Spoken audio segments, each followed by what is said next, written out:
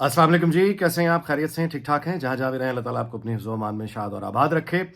बात करते हैं जी, लास्ट वीलॉग जो मैंने किया था कोर कमांडर्स कॉन्फ्रेंस के बाद जो अलामिया था, उस पर बात की थी।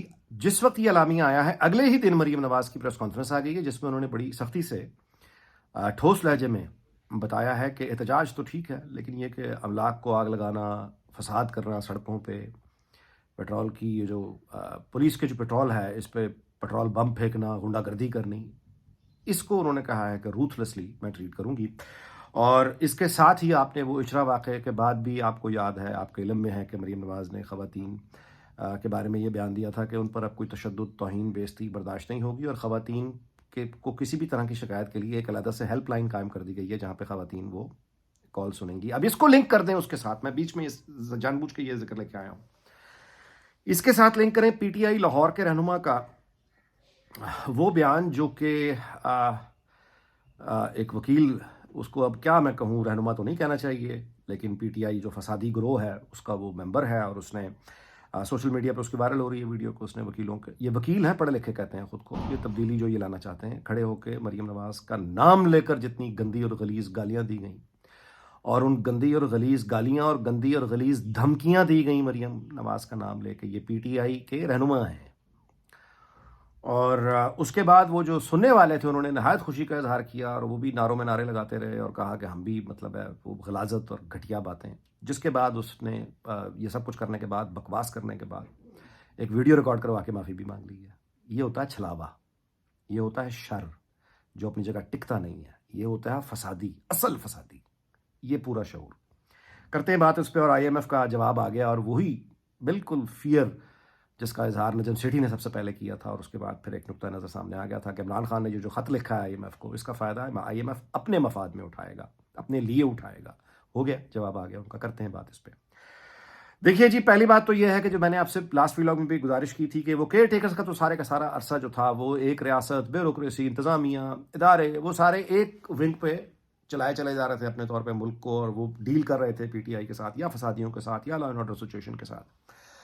अब इलेक्शन के बाद, जिसको ग्लोबल कम्युनिटी तस्लीम कर चुकी है, सिस्टम बन जाने के बाद, पार्लियामेंट वजूद में आ जाने के बाद, मुंतखब हुकूमत वजूद में आ जाने के बाद, अब ये एक इंजन नहीं है, अब ये दो इंजन हो गए। अब ये पूरा हो गया वेट। अब जो कार्रवाई होगी फसाद के खिलाफ या आगे चलने के लिए जो भी इकनॉमिक पॉलिसीज बनेंगी लॉन्ग टर्म, वो अब ये मुकम्मल हो गया मामला। उधर से मुंतखब हुकूमत है, इधर से रियासत है, ये पार्टनरशिप है, ये अब वजूद में आई ही अब है। उधर से एलामिया आ गया कोर कमांडर से कि हम हर गैर कानूनी, सिर्फ स्मगलिंग और बिजली चोरी नहीं, हर गैर कानूनी जो भी गुंडागर्दी हो रही है उसके लिए हम हुकूमत को, उस पर काबू पाने के लिए हम हुकूमत को असिस्ट करेंगे हर जगह। जैसे ही ये एलामिया आया अगले दिन हुकूमत सामने आ गई, यानी मरीम नवाज ने आके पंजाब की हद तक वो लीड ले ली। लीडर यही करता है, उन्हें लीड ले ली, शील्ड। तो उन्होंने आके ये ऐलान कर दिया, प्रेस कॉन्फ्रेंस कर दी। अच्छा, उसके साथ ही खवातीन के लिए जो मैंने जिसका जिक्र कर दिया है वो इकदाम अलग हैं, तो ये उसका जवाब था जो पीटीआई के रहनुमा ने दिया कि तुम लोग हमें, हमारे फसाद को काबू करने के लिए दोनों मिलकर, वहां से यानी जीएचक्यू का अलामिया, यहां से पंजाब की हुकूमत, कि तुम मिलकर ये लॉ एंड ऑर्डर की हमें बातें सुनाते हो, तुम मिलकर हमें ये मार्च से रोकते हो या फसाद से रोकते हो, तुम हमारे खिलाफ इस तरह की बातें करते हो। और मरीम नवाज को ये कि तुम चूंकि खवातीन की इज्जत की बात करती हो, तौहीन की बात करती हो, तुम लोगों को हौसला दे रही हो कि तुम बड़ी हुक्मरान हो, तो उसी को टारगेट करके गंदी और गलीज गालियां और गंदी और गलीज धमकियां दी गई हैं कि जो ये औरत दूसरों को तहफ़्फ़ुज़ दे रही है हम उसके बारे में ये करेंगे। ये जवाब था। और वो जो हजूम था, जो उस गंदी और गलाजत नारे पे खुश हो रहा था और तालियां बजा रहा था और कह रहा था कि बिल्कुल ठीक है, ये होना चाहिए, ये है वो फसादी शर।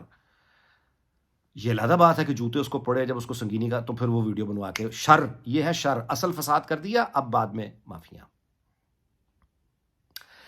एक लफ्ज जो मेरे लिए बड़ा दिलचस्प है कि उस पर एतराज ये हो रहा है कि रूथलेस का लफ्ज इस्तेमाल किया। मरीम नवाज ने यह कहा कि जो फसाद करेगा, अमलाक को आग लगाएगा, सरकारी अवामी अमलाक को, उसके साथ रूथलेस बिहेव किया जाएगा, जो कि यही एलामिया के साथ मिला के पड़े ना, तो ये फसाद से रोकने, उस रूथलेस के, ये एक मुंतखब वज़ीर आला को, हुक्मरान को रूथलेस का लफ्ज इस्तेमाल नहीं करना चाहिए।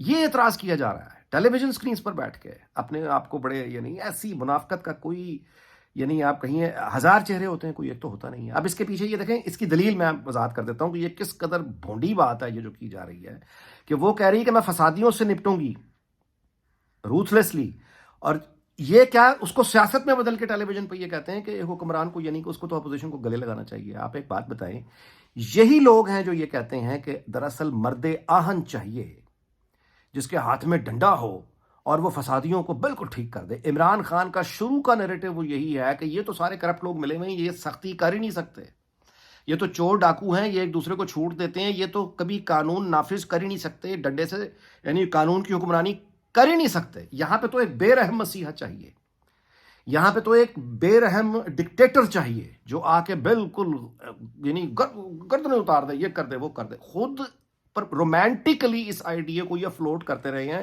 سال ہا سال. کبھی صدارتی نظام کا نام لے کر سامنے آتے ہیں، یہ نقاب اوڑھتے ہیں صدارتی نظام کا، ان کا مطلب وہی ہوتا ہے صدارتی نظام سے کہ ایک مرد آہن آ جائے گا اسٹرانگ مین اور وہ بالکل ایسی تیسی پھیر دے گا. خود اپروچ آئیڈیلائز کرتے ہیں، رومانٹیسائز کرتے ہیں. دوسری طرف سے جب ایک خاتون وزیر اعلیٰ کہتی ہے کہ میں فسادیوں کے ساتھ بے رحمی سے میں فتنے کو کچل دوں گی، تو پھر یہ کہتے ہیں نہیں، اس کو تو بہت آرام سے بات کرنی چاہیے. کیا کرے وہ؟ فسادیوں کو کیا کہے؟ ہاتھ جوڑ کے کھڑی ہو جائے. فسادیوں کو سامنے ہاتھ جوڑ کے کھڑی ہوگی، وہ پھر یہی لوگ کہیں گے کہ دیکھا عورت ہے، یہ تو ڈیل ہی نہیں کر سکتی فسادیوں سے، اس کے لیے تو ایک اسٹرانگ مین چاہیے، اس کے تو بس کی بات ہی نہیں ہے.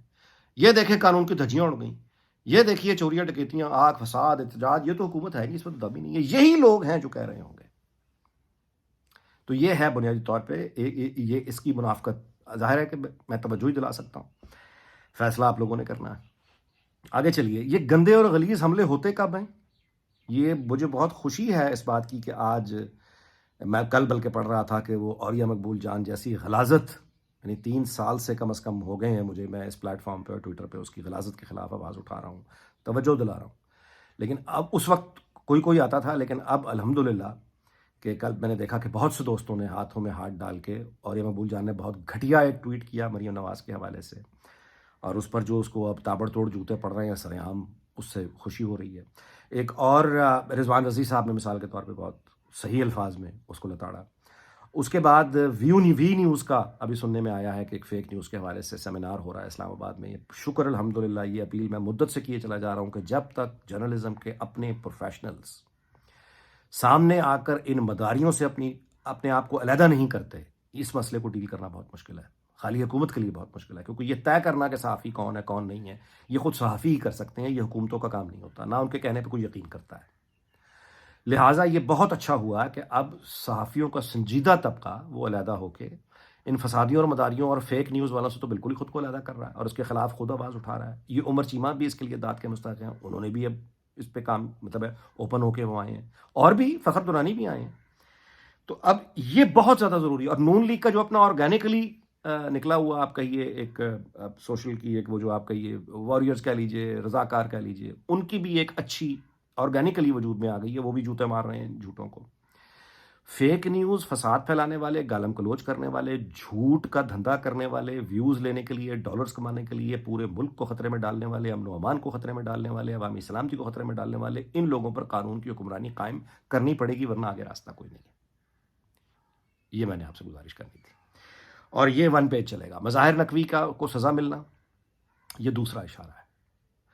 امریکی حکومت کا مریم نواز کے بارے میں سوال کا جواب دینا، وہ سوال بھی جو تھا لکھا ہوا تھا، کوئی پڑھ رہا تھا، اور جواب جو ملا امریکی وہ جو ترجمان حکومت کا، اس نے بھی لکھا ہوا جواب ہی پڑھا. یہ لکھے ہوئے جواب اور لکھے ہوئے سوال یہ ہوم ورک کے بعد ہوتا ہے، یہ اسپونٹینیس نہیں ہوتا. اس کا مطلب ہے کہ یہ سوال کروایا گیا امریکی حکومت کے ترجمان سے، جس پر اس نے جواب دیا کہ مریم نواز کا وزیر اعلیٰ بننا پاکستان کی سیاست میں سنگ میل ہے، یہ بہت امپورٹنٹ ہے، امریکہ اس کو دیکھ رہا ہے. یہ ان ملاقاتوں کا نتیجہ ہے جو مریم نواز کی ڈپلومیسی سی اور امریکی نمائشی جو یہاں ان کی پوری کارروائی دیکھ رہی گئی ہے، وہاں سے اس کا ایک آپ کہیے گواہی آ گئی ہے. یہ ہے وہ لیول جس پہ چیزیں آپریٹ ہو رہی ہیں. یہ سامنے کھڑے ہو کے اس کا مقابلہ گالم گلوچ اور فساد اور جھوٹی خبروں سے کر رہے ہیں. آخری بات جی میں آپ سے گزارش کرنا چاہوں گا کہ IMF سے وہی جواب آیا جس کا خطرہ تھا کہ عمران خان کے خط اور وہ الیکشن کی دھاندلیاں اور وہ جتنے الزامات تھے اس پہ تو وہ دامن چھڑا گئے کہ یہ تو ہمارا مینڈیٹ ہی نہیں ہے، یہ تو مینڈیٹ ہی نہیں ہے ہمارا، سمپل سا. لیکن ساتھ ہی انہوں نے پورا لیکچر دے دیا لیکن پاکستان کے معاشی پروگرام کو ٹھیک کرنے کے لیے یہ یعنی اب وہ اپنے مفاد میں اگلی ڈیل کرنے، جو بھی ہمارا وزیر خزانہ ہو، جو بھی ہمارے نمائندے ہوں گے، اب وہ اس خط کو اپنے انٹرسٹ میں رکھ کے پاکستان سے ڈیل کریں گے، بلکہ آلریڈی ان کی گفتگو ہو چکی ہوگی. یہ جواب جو انہوں نے دیا ہے وہ یہاں سے کوئی نہ کوئی رابطہ ہو گیا ہوگا، کچھ نہ کچھ شاید رابطے ڈیفینیٹلی ہوں گے، جس کے بعد انہوں نے یہ جواب دیا. اس دعا کے ساتھ کہ اللہ تعالیٰ پاکستان، اس کے تمام ہمسایوں، دنیا بھر کو شاد اور آباد رکھے. آپ سے اجازت چاہتا ہوں، اگلے ویلاگ میں ملاقات ہوگی. اپنا بہت خیال رکھیے گا. اللہ حافظ.